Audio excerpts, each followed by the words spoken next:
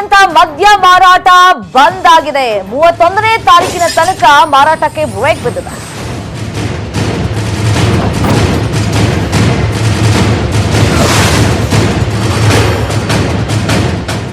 ಮೈಸೂರು ಜಿಲ್ಲೆಯಾದ್ಯಂತ ಮದ್ಯ ಮಾರಾಟ ಬಂದ್ ಆಗಿದೆ. ಮಾರ್ಚ್ 31ನೇ ತಾರೀಕಿನ ತನಕ ಮದ್ಯ ಮಾರಾಟಕ್ಕೆ ಬ್ರೇಕ್ ಅನ್ನು ಹಾಕಲಾಗಿದೆ. ಇನ್ನು ವೈನ್ ಶಾಪ್ಗಳಿಗೆ ಪೊಲೀಸರು ಈಗ ಬೀಗ ಮುದ್ರೆಯನ್ನ ಹಾಕ್ತಿದ್ದಾರೆ. ದೃಶ್ಯದಲ್ಲಿ ಗಮನಿಸ್ತಾ ಇದ್ದೀರಿ. ಯುಗಾದಿ ಹಬ್ಬ ಹಿನ್ನೆಲೆಯಲ್ಲಿ ಮದ್ಯಕ್ಕೆ ಅಪಾರ ಬೇಡಿಕೆ ಬಂದ್ಬಿಟ್ಟಿದೆ.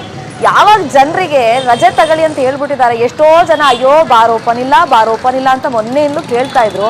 ಮೈಸೂರಲ್ಲಂತೂ ಕಂಪ್ಲೀಟ್ ಆಗಿ ಈಗ ಲಾಕ್ಔಟ್ ಮಾಡ್ತಿದ್ದಾರೆ. ಪೊಲೀಸರ ಕಣ್ತಪ್ಪಿಸಿ ಮದ್ಯ ಮಾರಾಟ ಮಾಡುವಂತ ಚಾನ್ಸಸ್ ಇರುತ್ತಲ್ಲ, ಅದಕ್ಕೋಸ್ಕರನೇ ಈಗ ಬೀಗ ಮುದ್ರೆಯನ್ನ ಹಾಕ್ತಾ ಇದ್ದಾರೆ.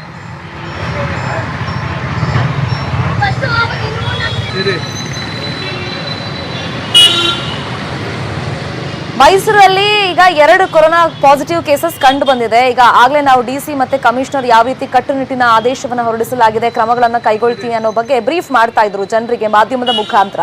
ಇನ್ನೊಂದ್ ಕಡೆ ಈ ವೈನ್ ಶಾಪ್ ಅವರು ಕಳ್ಳಾಟವನ್ನ ಆಡ್ತಿದ್ದಾರೆ. ನಿಷೇಧಾಜ್ಞೆ ಇದೆ, ಮತ್ತೆ ಲಾಕ್ಔಟ್ ಮಾಡ್ಬಿಟ್ಟಿದ್ದಾರೆ ಆಲ್ರೆಡಿ ಮೈಸೂರು ಡಿಸ್ಟ್ರಿಕ್ಟ್ ನ. ಆದ್ರೂ ಕೂಡ ಒಂದಿಷ್ಟು ಜನ ಈ ರೀತಿ ವೈನ್ ಶಾಪ್ ಓಪನ್ ಮಾಡಿಟ್ಕೊಂಡು ಅಲ್ಲಿ ಮಾರಾಟವನ್ನ ಮಾಡ್ತಾ ಇದ್ರು. ಅದಕ್ಕೀಗ ಬ್ರೇಕ್ ಹಾಕಿದ್ದಾರೆ ಪೊಲೀಸರು.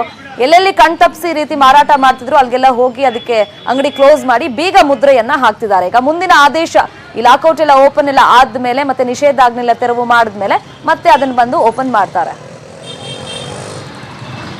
ಮತ್ತಷ್ಟು